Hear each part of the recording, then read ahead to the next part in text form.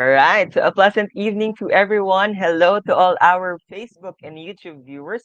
I think we have from our LinkedIn viewers. So welcome to StackLeague Enrise Tech Session, the Internet of Things and Web Development. So I am King and I will be your host for tonight's event. So before anything else, I would like to remind everyone that if you have any questions about the session, you can type them in at the comment section and we will address them later at the Q&A session.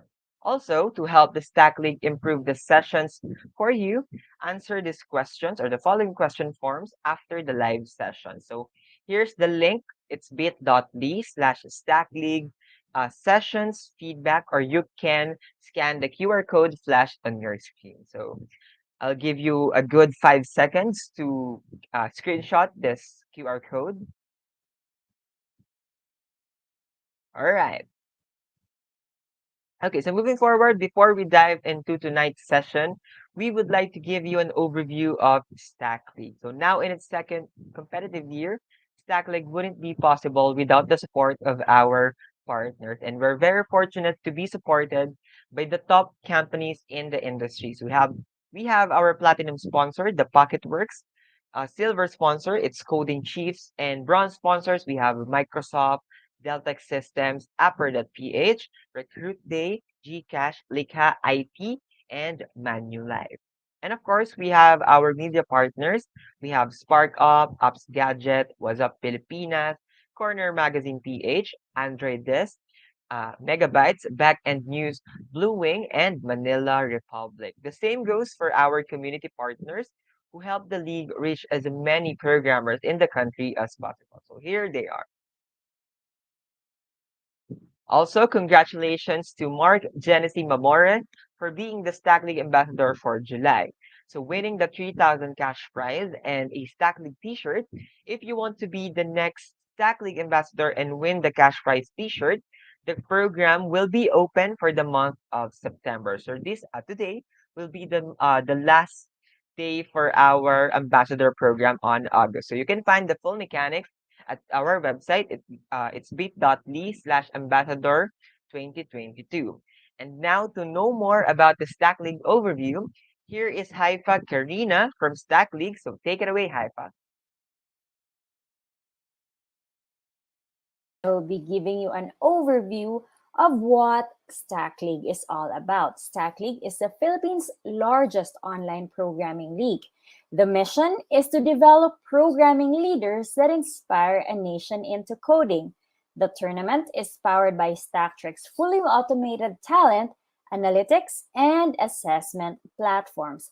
Now, what are the highlights of the league? The Pioneering Programming League was launched last March 16, 2021, and is now gathering over 15,000 tech talents across the country to test their leadership, perseverance, and coding skills with a promise of nationwide media recognition, lots of prizes, thousands of tech job opportunities, and access to invitation only events. The league's year round cash prize pool is now at 10 million pesos in the duration of the whole competition. That is for 2022. And one of the highlights in the Stack League is the weekly Stack Race, which is both for individual and teams. Each week, the top 10 challengers and the top 3 teams are announced all across Stack League's social media platform to recognize the challengers who stayed on top of their rankings. Apart from this, we also have the Stack League featured programmer and team campaign. The weekly top 10 challengers and top 3 teams are going to be featured on Stack League's website and on our social media channels. Now, Stack League will also be hosting numerous tech and career sessions all throughout the year. Aside from this, there are also exclusive trainings available for ranking to the next challenger levels. And these events and trainings are all for free. So if you are interested in different industry trends, technologies, best practices, as a challenger in Stack League, you will have access to all of these learning sessions. Now, what's next? We also have the Stack League Ambassador Program, and it is a year-round initiative to reward StackLeague challengers who go beyond the competition and inspire the nation into coding. To tell you more about the StackLeague ambassador, here is a short clip for you to watch.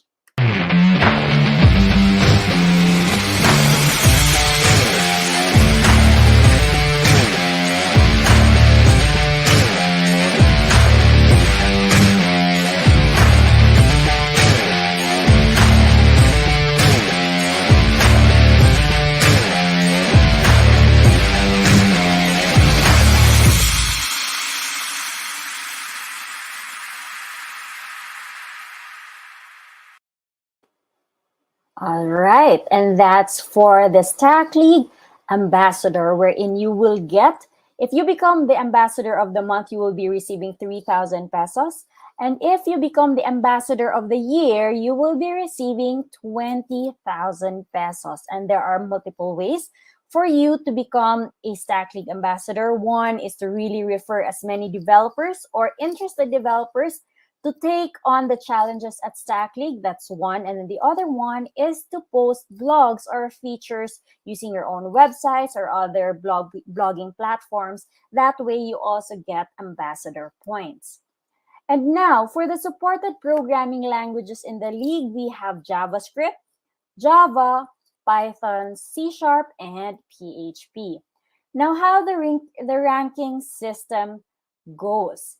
So after signing up, you will start at the bottom with 0 points. All you need to do is solve as many challenges as you can and earn the corresponding points. So the more points you earn, the higher your ranking goes. Once you have accumulated enough points, you can now get to the next level. You got to the next level where most opportunities are unlocked for you. So there are 3 challenger levels. We have bronze, silver, and gold levels. Now, the new thing that this year, 2022, is that the challenger level up now has prizes. So if you will able to unlock bronze level, you will be receiving, oh, here you go. You will be receiving 100 pesos. So that's 100 pesos as soon as you level up to bronze. Then as you level up to silver, you will be receiving another 100 pesos. And when you reach gold, you will be receiving and rewarded with 300 pesos. So overall, you will be receiving a total of 500 pesos as you level up from unranked, bronze, silver, and then gold. Okay? So now if you become part of the be one of the 10 challengers to win this week. So on a weekly basis, we have rewards for the top 10. So there is also the StackLeague Treasure Chest. That is what we call the initiative, wherein the weekly top 10 challengers will receive 500 pesos cash prize.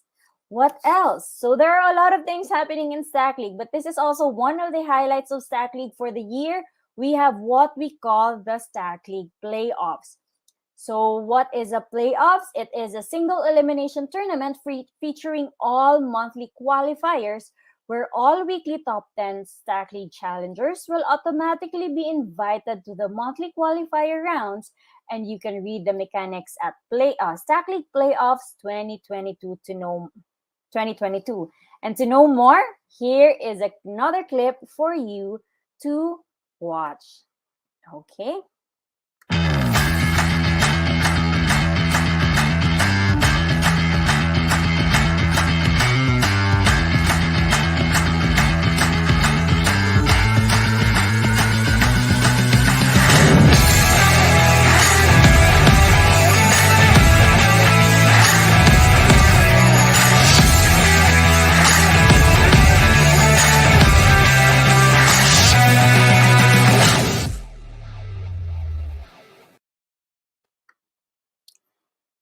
All right. So as you can see here, we have the monthly qualifiers happening every month.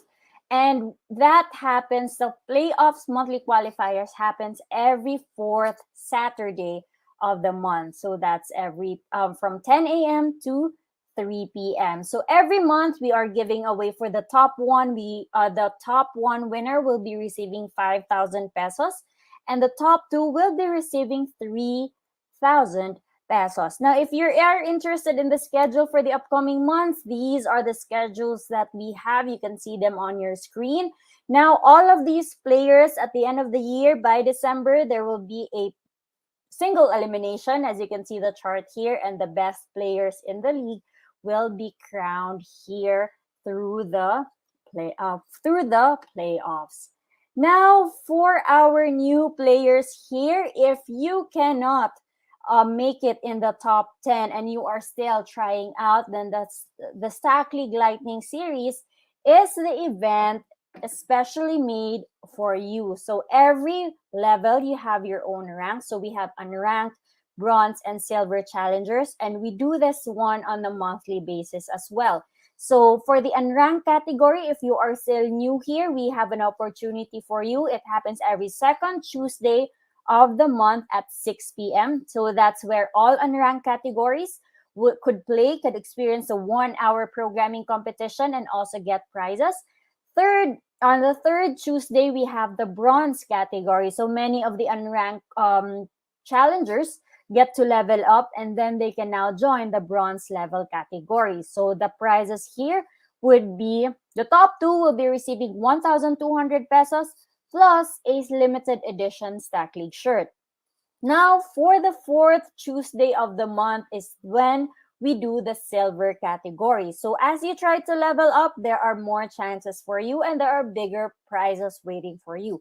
So for the silver category, the prizes here would be 1,500 pesos plus Stack League shirt plus Microsoft jackets. And with that one, I give you the overview of Stack League. Now, let's go back and welcome back our host. All right, so thank you, Haifa, for giving a short introduction of StackLeague. So there you have it. That is the overview for StackLeague. Now let's not delay any further. This is the most exciting part of our session for today. Let me introduce to you our speaker for tonight. So our research speaker graduated with a computer engineering degree from University of San Jose Recoletos, underwent training with international research and building tech startups, and passed PhilNIT's fundamental engineers and certification while in college. He also has experience working in automotive company as an intern, work with Advanced World Solutions, a Japanese software company, as an R&D engineer for 3 years, and now he is currently working in Enrise Global, a Japan-based company, as a software engineer for almost a year, currently involved in developing web applications. So let's all give a warm welcome to Xeno Xerxes Masong. Good evening, Zen.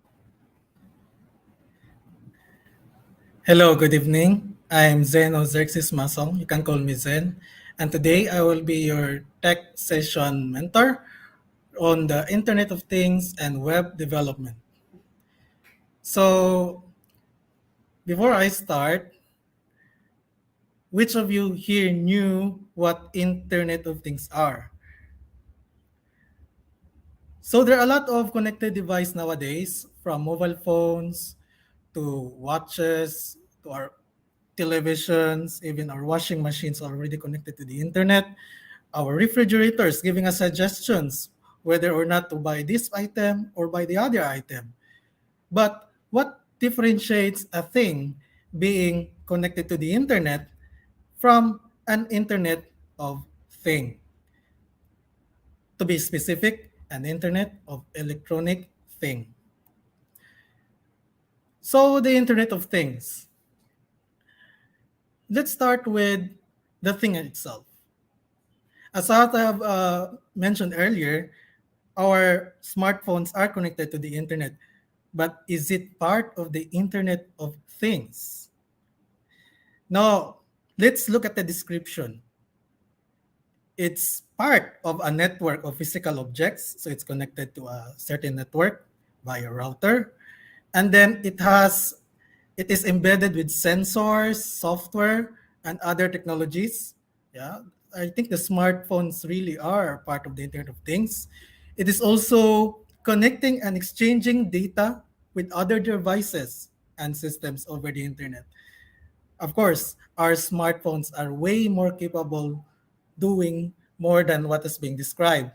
But along the way, you will know what really the Internet of Things are from ordinary devices that are connected to the internet.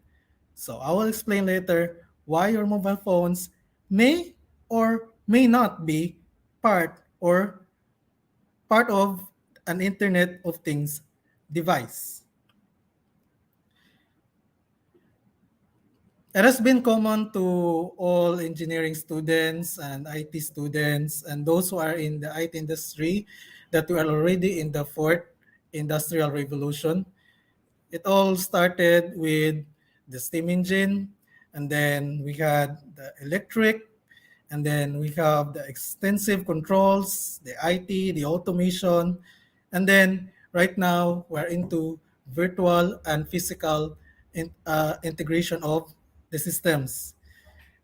So before we just have enterprises, yeah, we have automation, we have stations, control devices, but now we have those machines and even just small tiny devices connected to the internet and delivering, serving, and controlling other systems. Like, for example, um, we have like in this image, we have a motor. The motor has been controlled by other devices, and it can also send data to other devices, informing how fast is it turning, and in turn, other systems will recognize that, and then they will do adjustment and so forth. Now, IoT as part of the industry 4.0 helps us becoming a smart city. We have now a smart mobility, smart grid, smart people, smart devices, and it has now expanded to several industries. So as what I mentioned, we have smart homes, we have automated door locks, we have smart agricultures. It's no longer manned, and then smart energy monitoring, industry automation, and then connected cars. Uh, and the general idea of IoT is that you have a device, and this device is connected to a certain internet or via a gateway, and then this device is not just a mere device. It has sensors. It controls actuators. It's not just an ordinary device that is being connected to the internet. Now, for what purpose is this device connected to the internet? Maybe for one, it gathers information regarding its environment. For example, thermal sensing, we have humidity sensing, and then sends that information to a certain location, maybe a central hub, store and aggregate that information, then analyze that information, and then and in some instances, if you have an air conditioning system attached to that environment, then the air conditioning system will automatically adjust, and then its temperature, the humidity will be well controlled, and the environment will become more well livable rather. So what drives IoT? First is sensor. Sensors has been mentioned many times my in my argument. It's because first and foremost, in order to gather data, we need to sense our environment. What kind of data do we like to gather? For example, accelerometer, we gather data regarding motion. The other one, force sensing, we can gather weights. And then pulse sensor for health and medical related um, sensing capabilities. And then the good thing about these sensors nowadays, they are cheap, and there are variety of sensors nowadays. And then With the sensors, you need to connect the sensor somewhere. We need the brain, and we have the cheap mini computers. It's more of a microcontroller or microcomputer than the computers itself. Computer is a general term, so when we speak of microcontrollers, they are more of a specific purpose than a general purpose computing system. And even though it has a very small what they call this storage, it only has 8 kilobytes. It's operating at 20 megahertz. It's intended for a certain purpose. It's not to cater several and sometimes parallel tasks. It's at times it is only operating at a certain task. And then from the chip mini computers and sensors, we have also low power connectivity.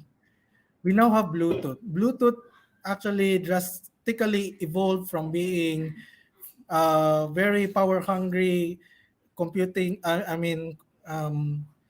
They call this wireless connection to now a very power saving wireless connection. And as what has been stated in this example, with just a coin cell battery, your device can last up to 2 years. So no need of replacing or recharging your batteries. And Bluetooth has been used on several occasions in our life as like um, what they call this Bluetooth speakers and Bluetooth key cards. Then on top of those devices, we have also capable mobile devices. Now, capable mobile devices, this is not only limited to the mobile phones themselves. It also includes smartwatches and anything that has been what we consider as miniaturized computers nowadays. So we now have very larger storage of memory, a bigger RAM, and then a better camera, 16 megapixel. Now, right now we have a 50 to 100 megapixels, and then the video quality, and of course, don't forget the connectivity. So now let's differentiate this mobile phone from this single board computer. Now, a mobile phone has an operating in itself. It's proprietary, and it has been tailored fit to run with a certain software within a certain limitation, given those RAM and internal storage. But these single board computers, they are different because you can install operating systems in it, and then over the last 5 to 10 years, these are actually computers before that have shrunk, but they are only intended for not it can be general purpose, but mostly they are intended uh, for certain tasks, especially involving with data gathering via sensors or controlling peripherals via actuators. So these are the single board computers. And the fifth one, we have the cloud. So given the fact that microcontrollers themselves, they have very small storage capacity, they cannot store their data in the flash themselves or in their own non-volatile memory. So it needs to be saved or transmitted through the cloud. And the cloud nowadays also offers microservices. So we can now execute commands via the cloud, such as, for example, maybe do performing data arithmetic. And we do also do AI, big data. Uh, we have the contenders, Google Cloud Platform, Amazon Web Services, but actually there are actually several uh, cloud platforms that offers services for IoT systems. Now, the Internet of Things has a bigger scope because it involves the hardware itself. also involves the software, and the third part is communication. So normally when we do programming, we are only involved mostly in the software side, and even the communication side, we do it via programming. We can configure the communication systems. I mean the connectivity or the transfer of data themselves, but but that's because there are already available frameworks, and there are already available libraries that we can tamper with, so that we can develop the software or the system faster. But with IoT, they're actually close to being bare. There are actually, for example, maybe software libraries, but they're not that powerful because, as what I said, they're only for specific purposes. They are not that, shall we say, they only provide functions, and it's up to you how to use those functions as well.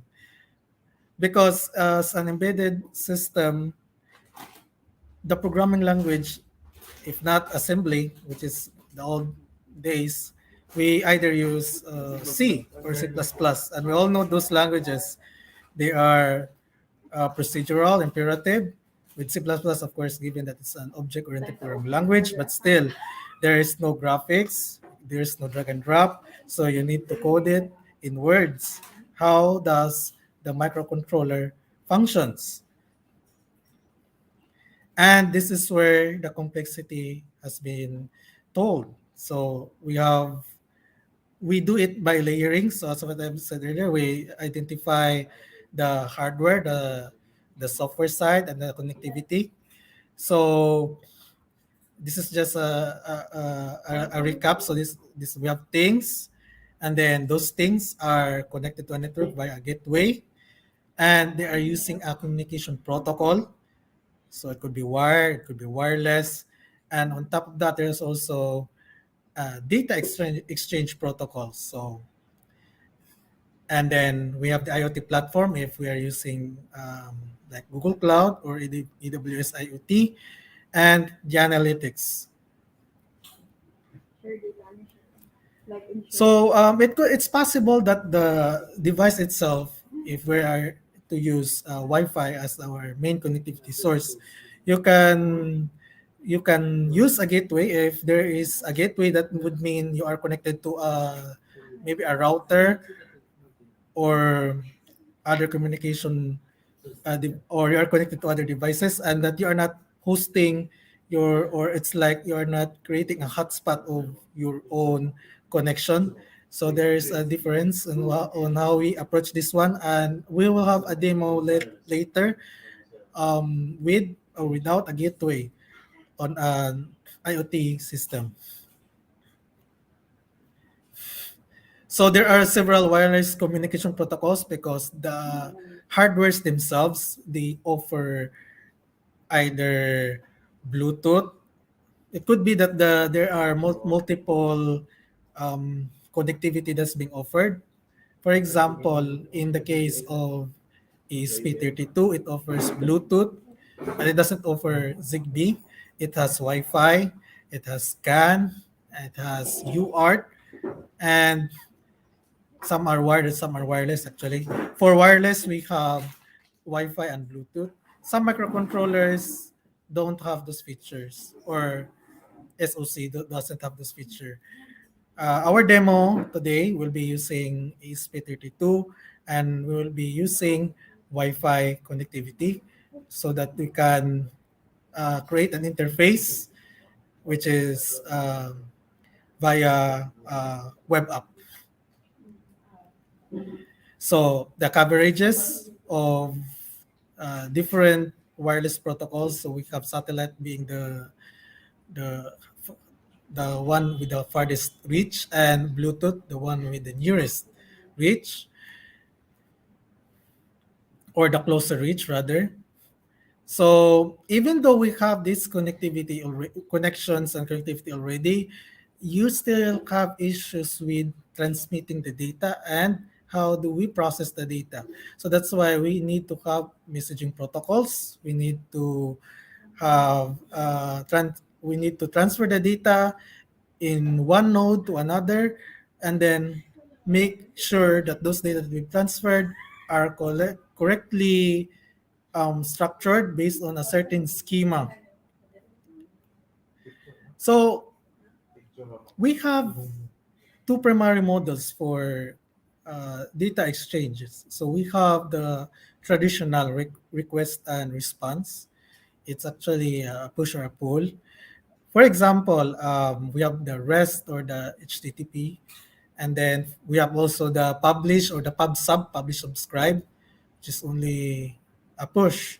So when we say push, gateways autonomously decide to send messages to servers, and then when we say it's a pull, it's the server that asks the gateways to send messages. So we have the request and response model. So the client application request services, and then there's a direct communication between the client and the server. In this case, the client and the server is in one hardware.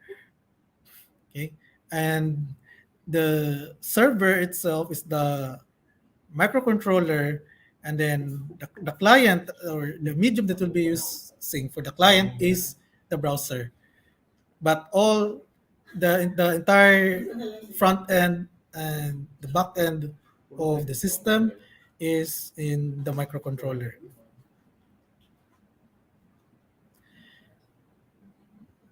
Okay, I would like to clarify that REST is not actually a protocol, but it has been commonly used because it's usually based on HTTP, the protocol used to surf the web.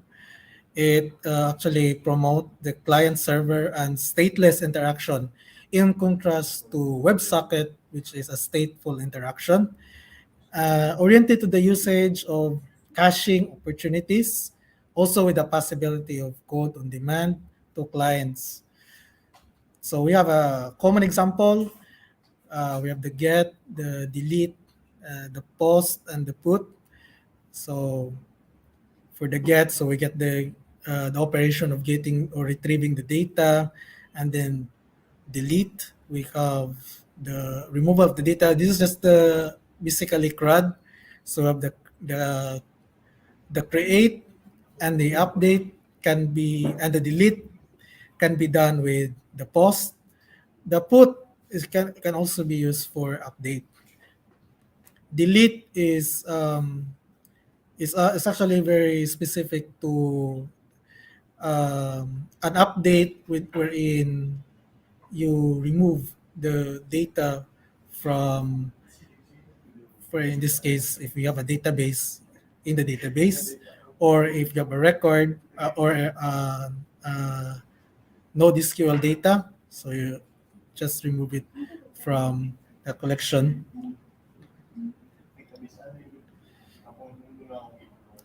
And then for publish subscribe pattern, so this is actually alternative to the traditional. So we have a publisher and then we have a subscriber. So the publisher is the one who um, sends the message, and the rest, I mean, the subscriber is the one who receives the message. It's possible that there could be a publisher and nobody subscribes to that message, and of course there's an intermediary between the two. It's the broker that whose role is to distribute the message to interested receivers, so the messages don't get lost. So if that subscriber, if for example that subscriber, in this case a laptop, subscribe to temperature sensing or the temperature itself, and then the what to call this, the IoT publish to the topic the temperature, so the laptop will receive updates regarding the temperature.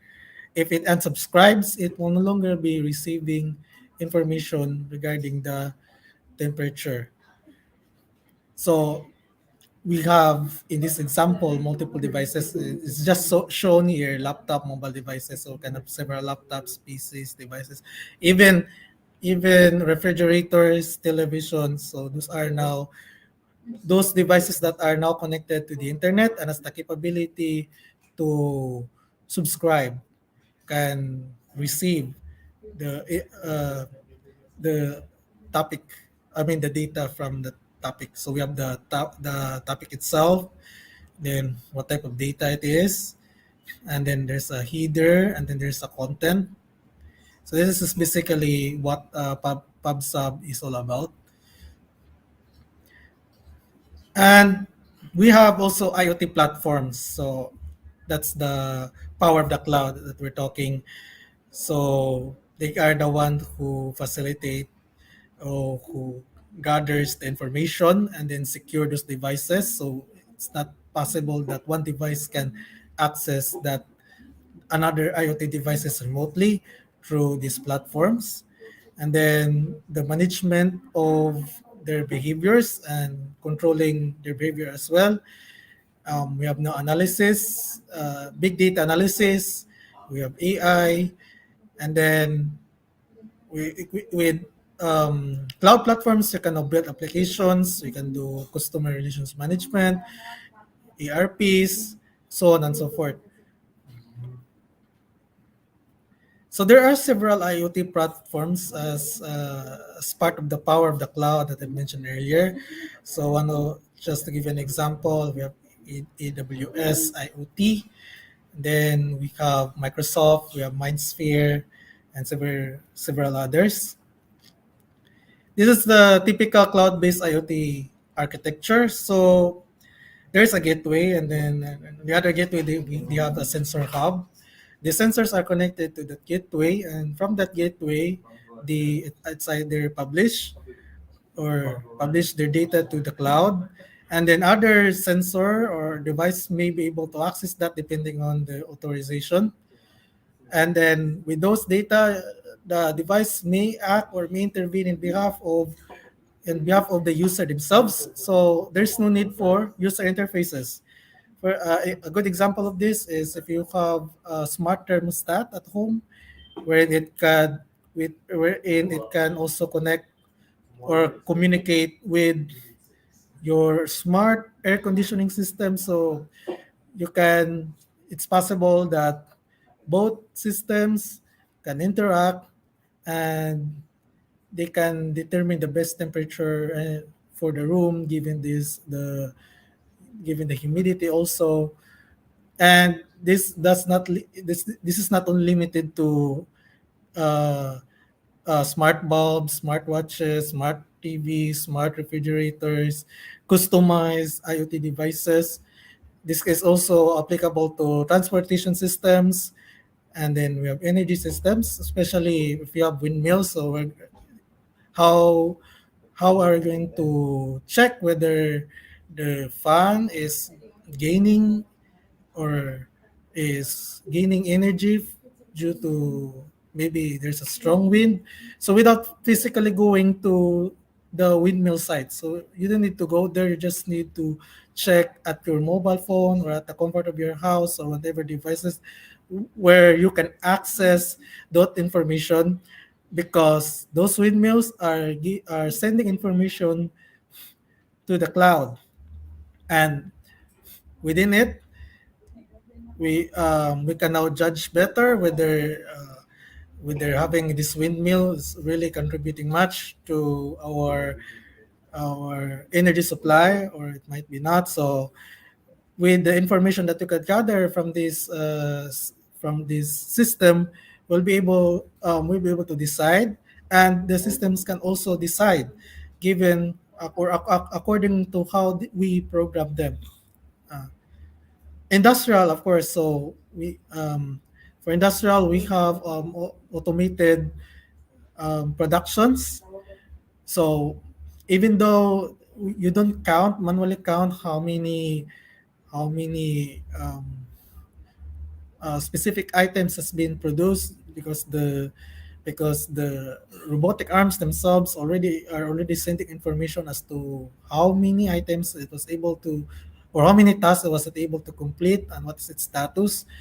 We can now we again, with that information, we can decide for ourselves what we're going to do with the system, or going to improve.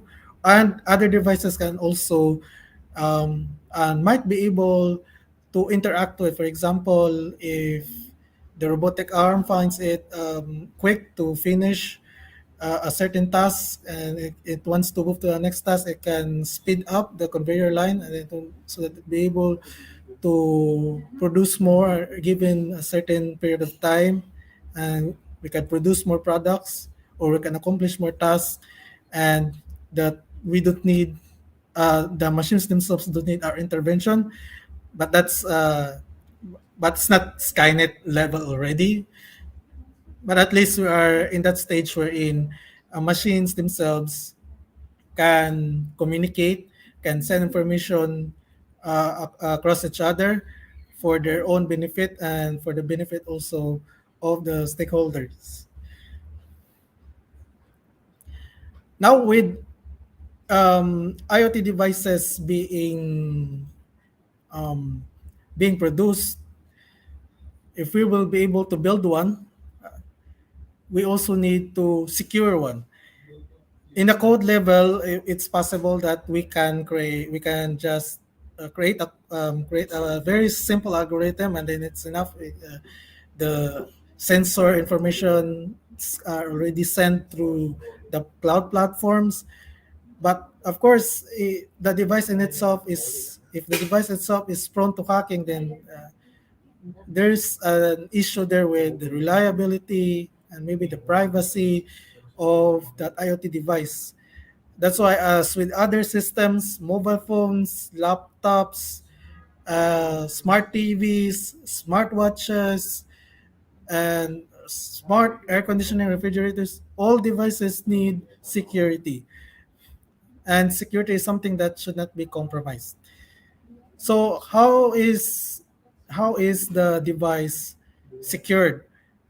Like other devices, we could do these four things. We could add authentication and authorization, and then network enforced policies. So with authentication, we can create passwords and tokens. In this case, in our setup later, we'll be using tokens for authentication purposes.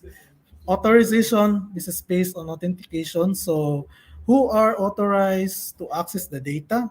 Who are authorized to to maybe control the actuators, or override the system.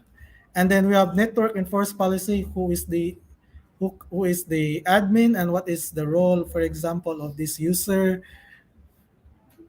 And then we have analytics. So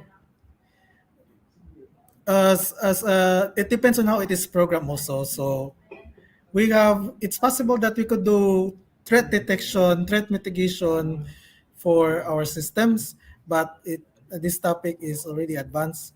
If there is what we call an intrusion, the best solution that we can do is to improve the security immediately, and that's um, that's how we that's the only way, that's one of the ways that we could avoid the occurrence of hacking or hijacking our IoT systems.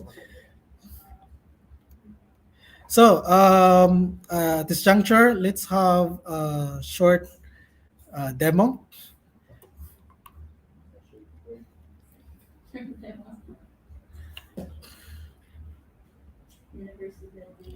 So I have here a very simple front end for this microcontroller I have in here. So this is ESP32. So okay. So what are we going to do with this microcontroller is we're going to create a user interface so that we could control this LED in here. So I'm giving a very simple example so that because there's a time limit, and then the simpler example, the better it is understood along the way. The simpler it is to be understood along the way, rather. So how does the microcontroller work? It's basically the same as other as our phones. You have a processor, not as powerful as the mobile phones or the computers themselves, but it's enough to perform a very simple task. So our task for today is just to turn on the LED, and the first thing that you need is uh, of course an IDE. So I am using right now a Visual Studio Code and an extension called Platform IDE. This is actually based on Arduino. So our codes that are written in Arduino can work here also. So like for example, analog read and digital write. For those who are into embedded systems, yes, you can use those functions with Platform IO. Then I took an example from ESP8266 React. So what we are doing here is that we create a front end. So we have here a very simple React application. So we'll be running this one later on. So what basically we're going to do here is we're going to check what the system we're going to check what the system's specs are. We're going to control an LED in two ways. We have React, I mean, via REST API rather, and the other one is WebSocket. And then we're going to connect to um, a Wi-Fi network.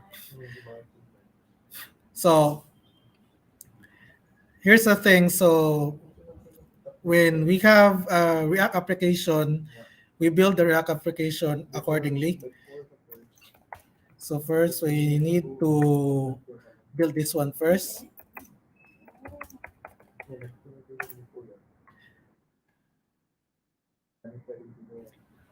So it might take maybe a few minutes to build this one.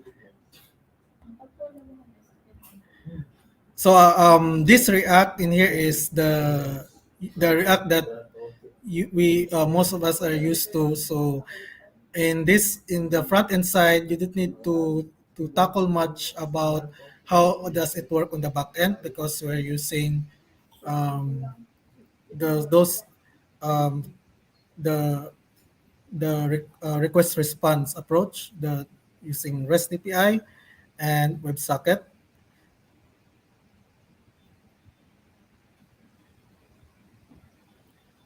Okay, so it's already done. Then and oh wait, after I build already the front end side, I'm going to build first the binary or what we call this the image that will be flashing to the microcontroller. So there's already on platform I already provide a shortcut or a button to for us to do that. So if you click on build, so hopefully if there are no errors in my code earlier, so this will just build smoothly.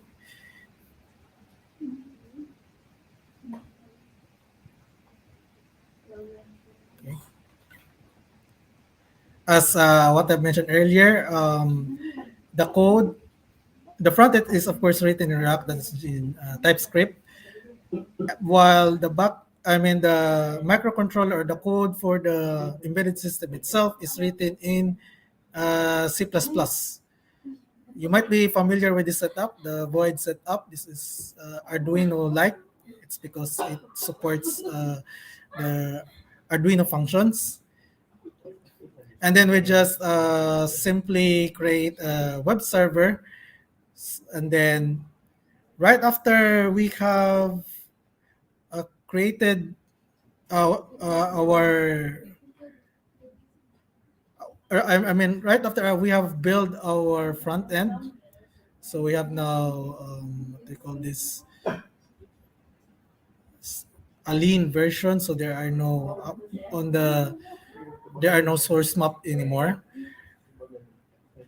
So those data will be transferred to for encryption purposes. Now, why is there an encryption involved? Now, as what I mentioned earlier, if the microcontroller itself has a huge non-volatile memory, you do not need to compress those files. For example, the index.html is compressed, but later on this will be decompressed once this will be requested by our client or the web browser. So everything, the font are compressed. So this is a way of keeping the compiled or the data that will be placed in the microcontroller much smaller than when it is uncompressed.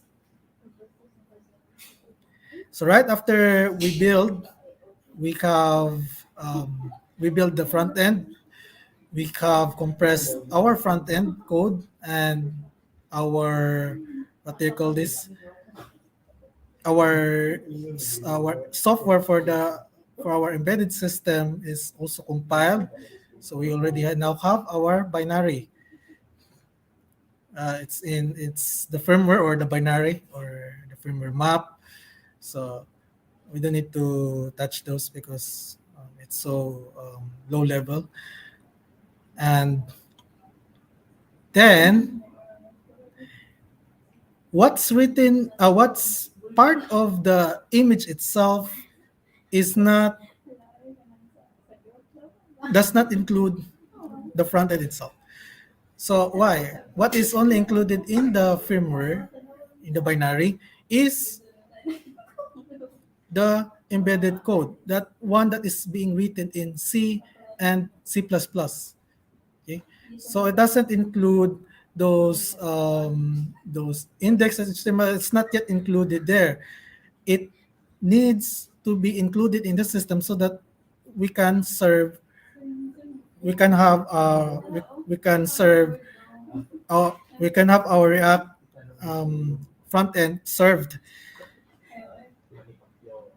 So the next thing that we're going to do is to build the file system image. This file system image, it's referring actually to this directory, the data here. So this will be converted into image, and this will be loaded into the flash memory separately. This binary here will be flashed to the program or the program memory, while this one the data will be flashed to the yeah the external flash memory. So we're going to build our file system image.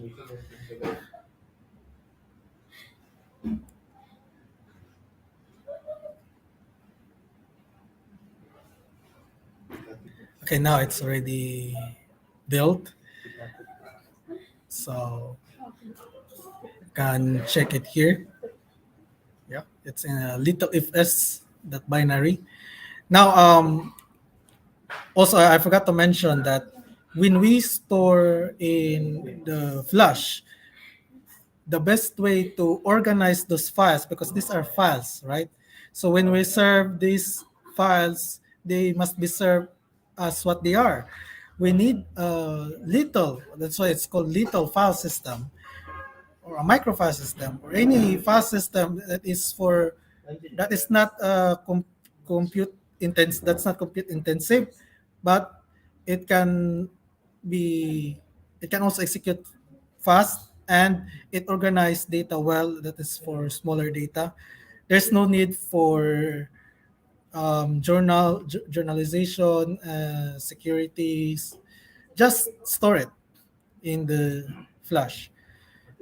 Now that we have this binary, we have two binaries, the firmware and for the program memory, and this one is for the flash memory. Let's let us clear first this microcontroller. So I'm going to erase the content first in this microcontroller.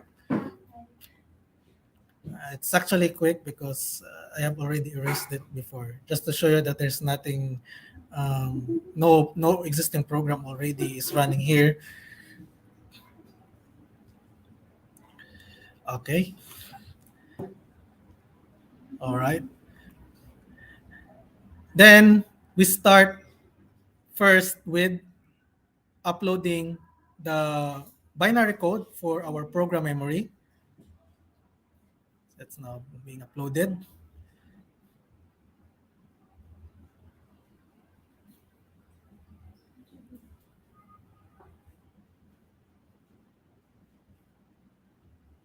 Uploading.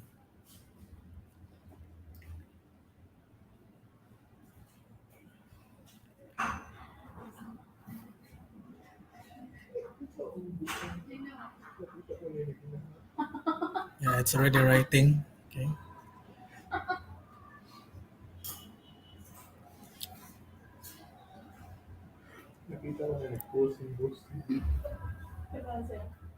Now, after we're done with the upload of the binary for the program memory, we're going to upload for the flash.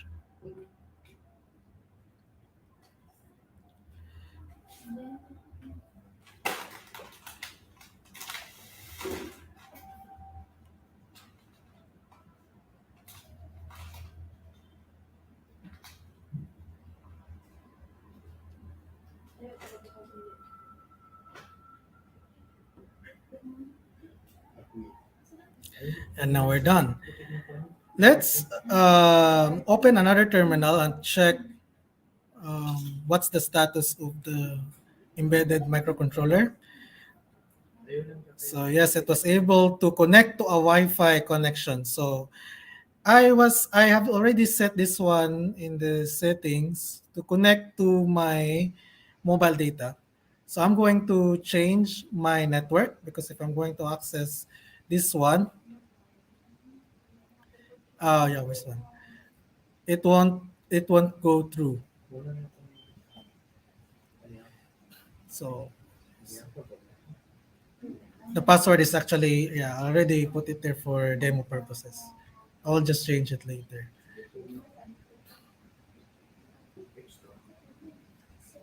Okay.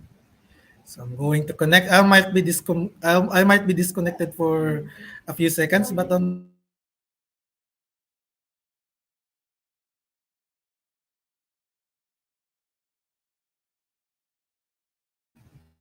connected. So am I still connected? So now let's go to this IP address. Okay. And let me put this one down for a moment because I need to log in. So this is now the React program that we have just built earlier. So I customized it for this event, StackLeague. We're going to look at the source code. Okay. Going to look at the source code here. Let me wrote it here. The one serving is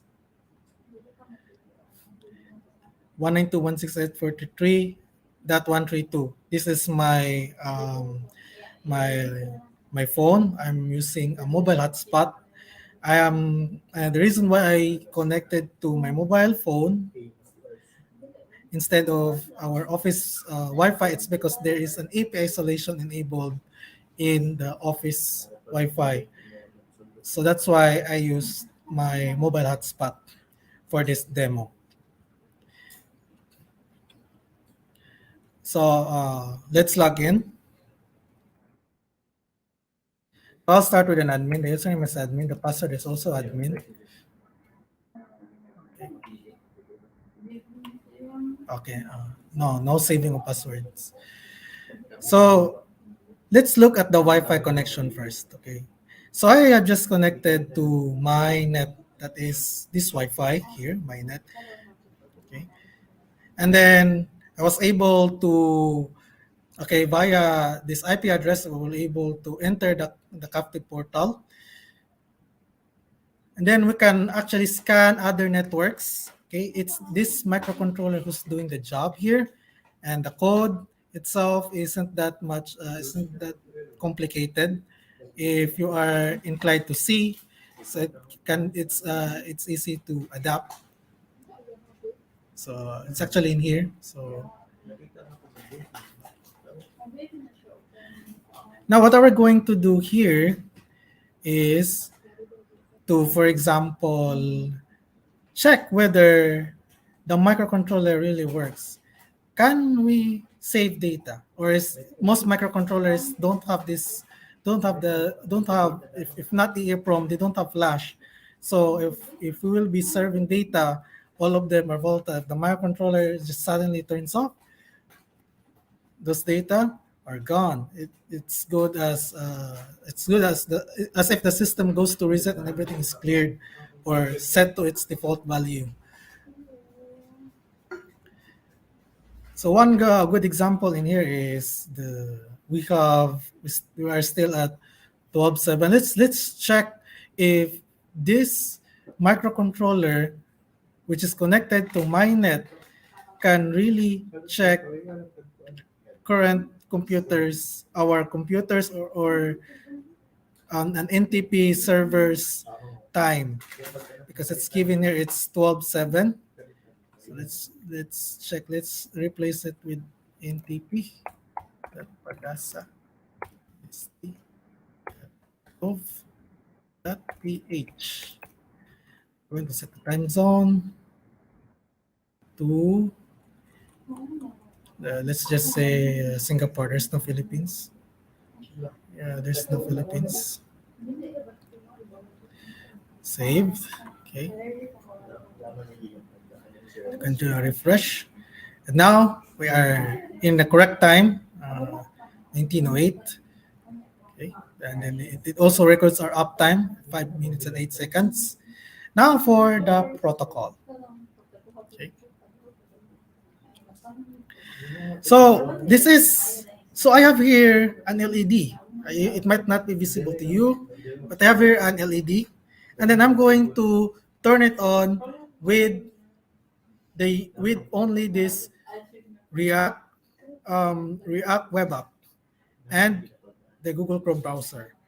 So let's say, so if I check this one, of course, in REST we do request, and nothing is automatic. You need to do the request manually. So I click save. The LED turns on. Can we turn it off? Let's give it a try and check it. Then save. The LED turned off. Now this is not connected to the computer. I'm just using a power bank. And yes, it's connected to a network. And via this, our client browser, we're able to control. And we were also able to get information regarding the state of the LED. In what way? So let us just say we save this one. And then we check the WebSocket. It's on. Okay. But the WebSocket is different because it's bi-directional. So I can do it this way as quick as possible, on and off, on and off, on and off, on and off. While in the rest, you need to do a formal request. You can do it via maybe on change in React also, but I would like just to give you a differentiation between a WebSocket who's stateful and REST, which is stateless. It depends. It must read first. It must check the state. It must fetch the data here. See. It must, for example, fetch the data in the from the microcontroller, its state, and then whenever we save it, so that's another request. So we have a post request.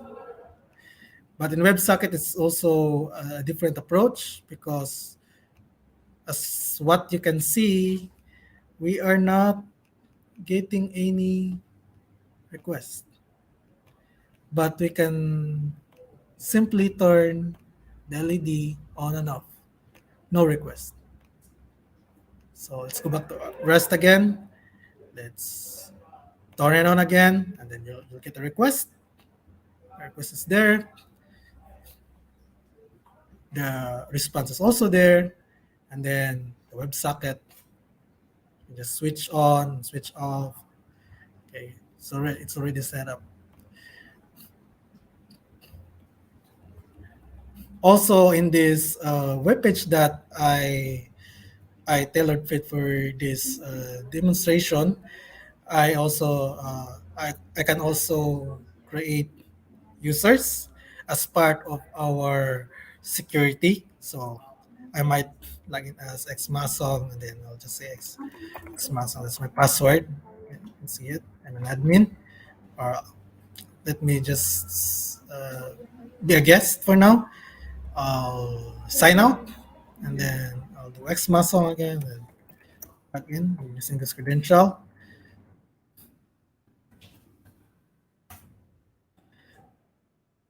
Oh, I get the reason why I'm not able to log in because it was a request that must be done. So I have forgotten to save this to save it. So I should let me input it again.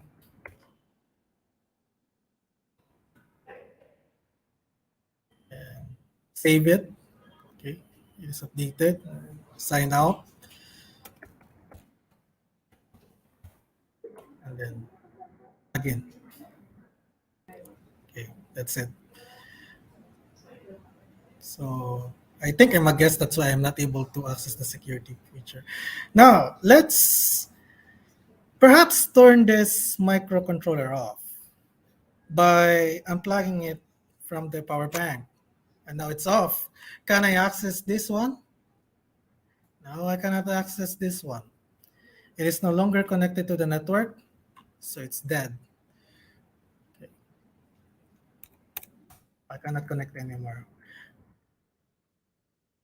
So I'll connect this back with the power bank to power it, the USB. Okay. And I'll wait for the system to recognize. Okay, it's not recognized. And that's it. You can turn it on, turn it off. Okay. And I am still logged in as Masong. So yeah, it was able to save information despite the microcontroller turned off because we are using a file system. So in that file system, the data is stored there. Now, what's the next step after this? We could connect to a Google Cloud platform or to an AWS IoT service, and we could access this page in the internet and control this LED. Of course, given that there is, of course, authentication. The primary purpose of this tutorial is to demonstrate that it's possible that we can create a lightweight yet still a full-based React web application for our microcontroller systems. 5 years ago, this may be tough given that the web development at the time also React did not exist yet. We have Angular, we have we have platforms that are not as versatile and as amazing compared today.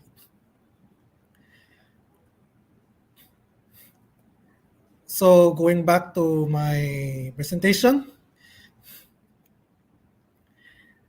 so we have several applications for IoT. So mentioned earlier, we have thermostats, connected cars, activity trackers, parking sensors. You have smart city. Along, of course, IoT has several major challenges, especially when we're dealing with testing, because because we need to perform rigorous testing because this is a separate and a dedicated hardware. We need to make sure that it is reliable. And there's also the challenges of updating it because you need maybe to rewrite the code all over, or maybe you cannot do it. You need to reflash the code again, but there are now technologies such as over-the-air firmware updates. I think it's with that. I think it reduces the difficulty.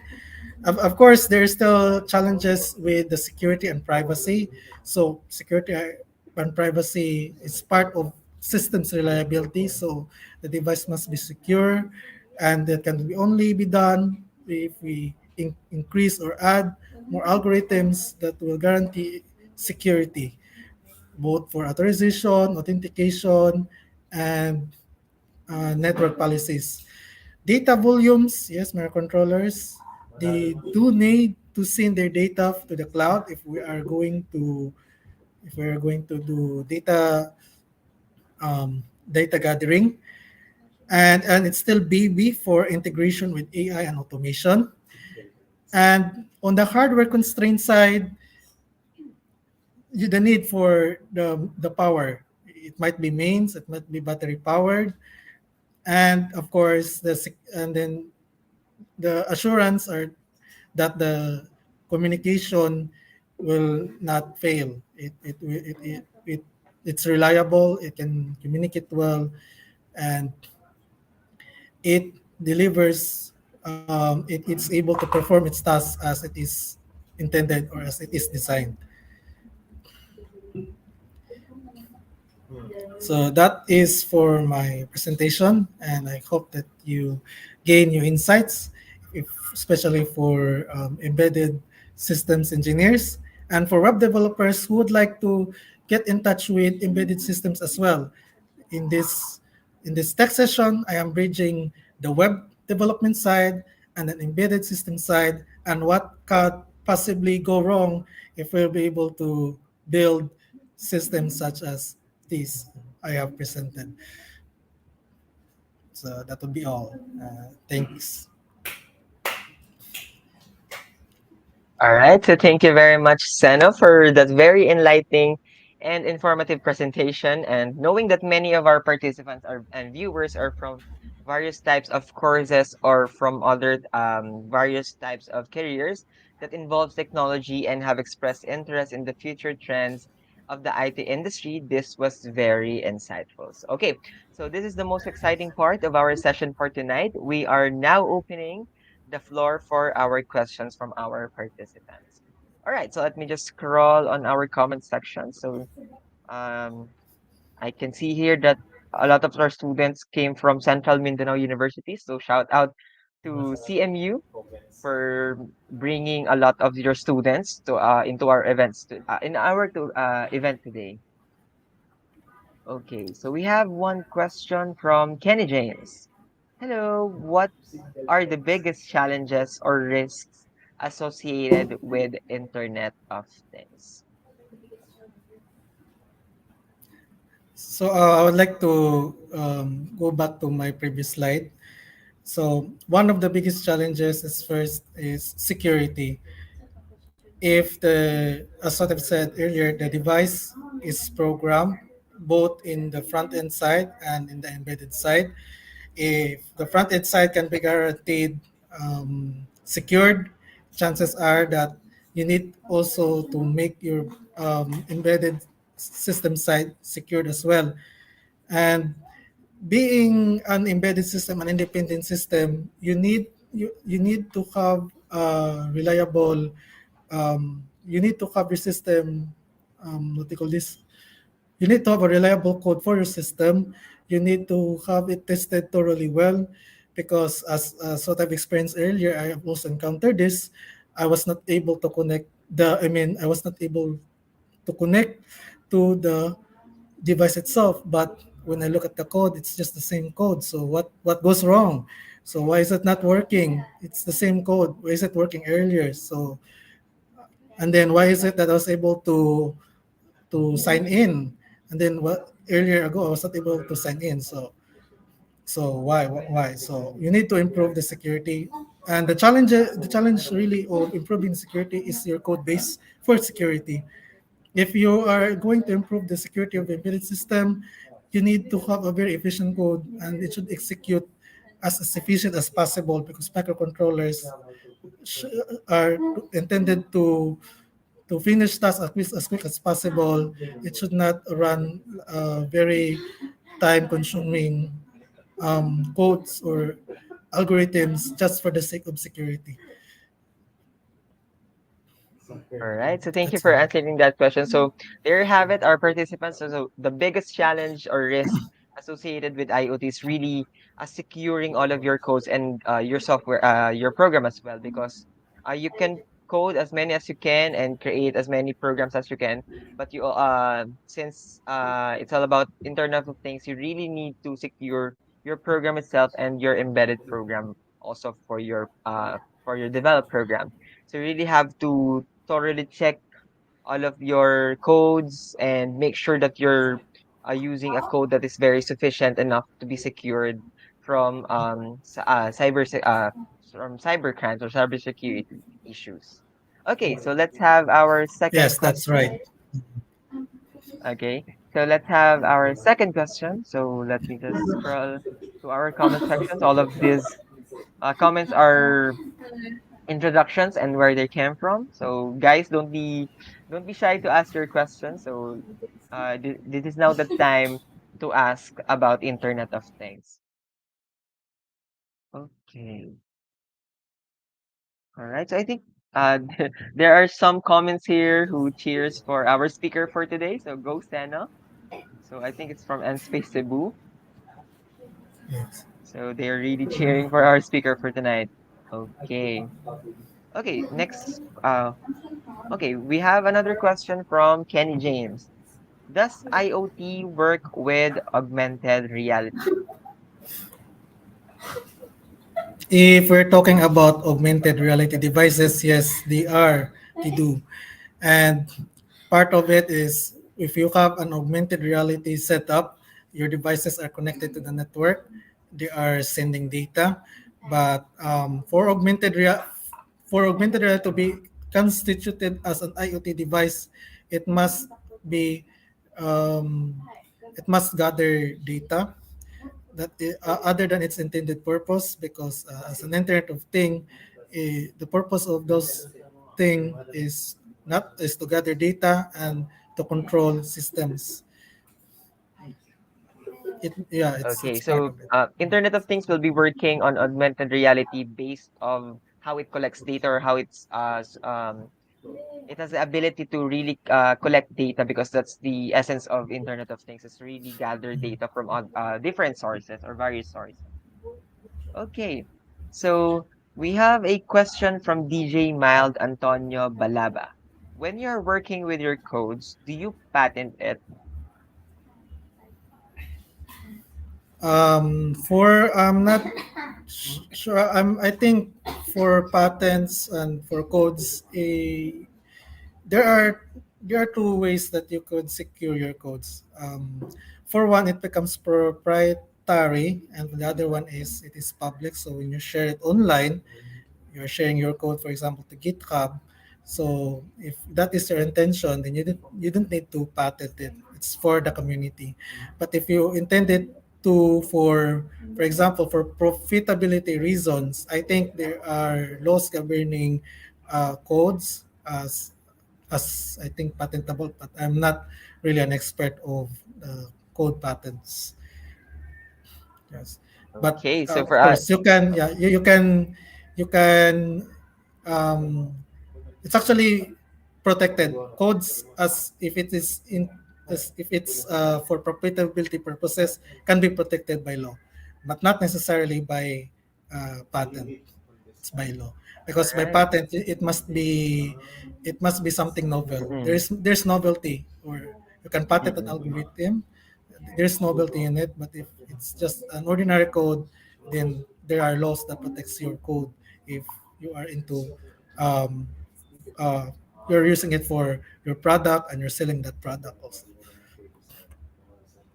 Okay, so the essence of really patenting your code is depending on what you want your code to be posted or what do you call it? Parang kung saan mo kung ano yung magiging niche ng iyong code, kung ito ba for the community or kung gusto mo siyang pagkakitaan. So depending talaga kung ano yung gusto mo maging niche nga ng iyong code. Okay, so we have another question from Miwo. So what are the things that you sorry. So what are the things that you could recommend for novice developers to improve? For novice developers, my suggestion is, of course, I also started as a novice before when I study programming. Um, you read and look for examples. You gather all your sources.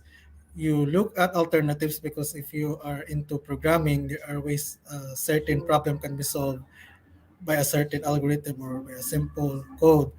And you try to solve problems as much as possible. If it's a programming challenge, you join StackLeague and participate in programming competitions. That will also improve your your capability as a developer. Okay, so it's really hard work. So you don't it's not about skills, your innate skills. You really have to work hard and be consistent enough in terms of reading materials, searching online, joining different competitions such as Stack League, which will definitely enhance all of your programming skills and develop your developer capability. Okay, so thank you so much for answering that question. I hope that was very insightful for Miwa. Okay, so we have another question from Rustom Abela. Hi, good day. How is the development of smart cities impacted by the Internet of Things? You mentioned smart communities, smart cities, or anything along those lines, if I'm not mistaken. I would like to So, reference the second slide I've shown earlier. That's the industry revolutions. We are constantly into industry 4.0. Now, um, we have smart gadgets, yes, and we have mm, smarter devices right now. But how about for the entire city as itself? When you look at the stoplights in some well-developed cities, they call this their stoplights. They are sending data already to the cloud, and even the density, yeah, via the camera, the density of the traffic, they are already also sending those data, and then if and that actually connects to the stoplight themselves. So if at this time of hour or day it is will be traffic, so the duration of the stoplights also changes. That alone is already how cities have become smart. In terms of our infrastructures nowadays, IoT is also being part of it. So right now um, we have home automations. You can check your houses, what's the status of your house, but through your mobile phones, even though you're outside or away from your houses. So that's even more convenient. We have now smart bulbs. We have now Wi-Fi, what they call this, IP cameras. You can now check your pets. It's really convenient rather than not knowing what's happening to your pets at home, or if you leave them or if you leave them with someone else.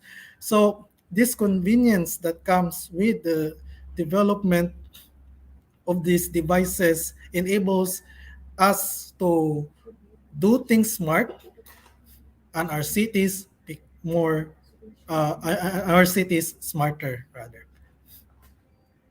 okay, so just to add to what Zen mentioned, that really if you're going to compare what is the situation of our city from before, wherein more on manual, we don't have much technology developing day-to-day jobs or day-to-day tasks. So it's a big impact because the Internet of Things have really gave a big impact to our community right now. So especially we have our Wi-Fi's, we have our clouds, we have our smart devices, Wi-Fi. As mentioned earlier, even other countries have their stoplights that is connected with the camera that sends a data wherein how will the stoplight work depending on the data given by the IP cameras. So all right, so I think that's it for our Q&A session. So as much as we want to answer all of your questions, that would be all for our Q&A session. So before we dive into our announcements, is there anything else you wanted to add, Zen? Yeah, Or I if think you need that's more all. details, Mm. okay, so if you need more details, you can connect with Zen or after this session. Zen, can you share with everyone how can they reach you? They can reach me through my email or right also Facebook. Where can I send my Okay, email so or my Facebook? ah, you can send your email to the private chat and we will be posting it in the comments. Okay.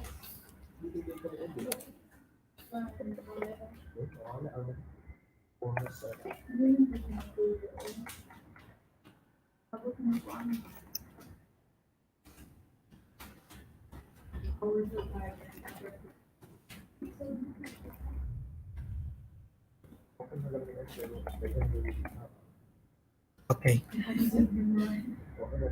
Right. So we will be posting Zen's Facebook and Gmail on our comment section. So if you have any more questions or you wanted to connect with Zen after this session, you may do so by sending an email to his Gmail and FB account.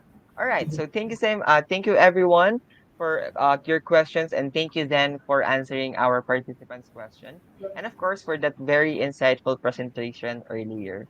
Okay, so here are the upcoming announcements from Stack League events. So we have Stack League Tech Session Programming Principles and Flutter on September 15th, Thursday at 6 p.m. We also have Stack League Challenge Novice Edition for Career Shifters happening on September 20th, Tuesday, and for women on September 27th, Tuesday, both at 6 p.m. So there are plenty of opportunities for you to learn in Stack League. Just go to fb.com/stackleague/events for the registration details and get latest updates. So to help the Stack League team improve the sessions for you, answer this question form. It's from bit.ly/stackleague sessions feedback, or you can scan the QR code flash on your screen. So again, we will be giving you a 5 seconds to capture a screen cap our QR code. All right. So Stag League Ambassador for August. That would be the last day. Today is the last day for August, and we will be accepting entries starting tomorrow for the month of September. So to earn your ambassador points, you can either refer your friends and family or submit your blog sharing your Stack League experience, or you can do both. So visit bit.ly/StackLeagueAmbassador 2022 for more information. And also make sure to earn league points to unlock challenger levels and receive the prizes. So that's all for our announcements.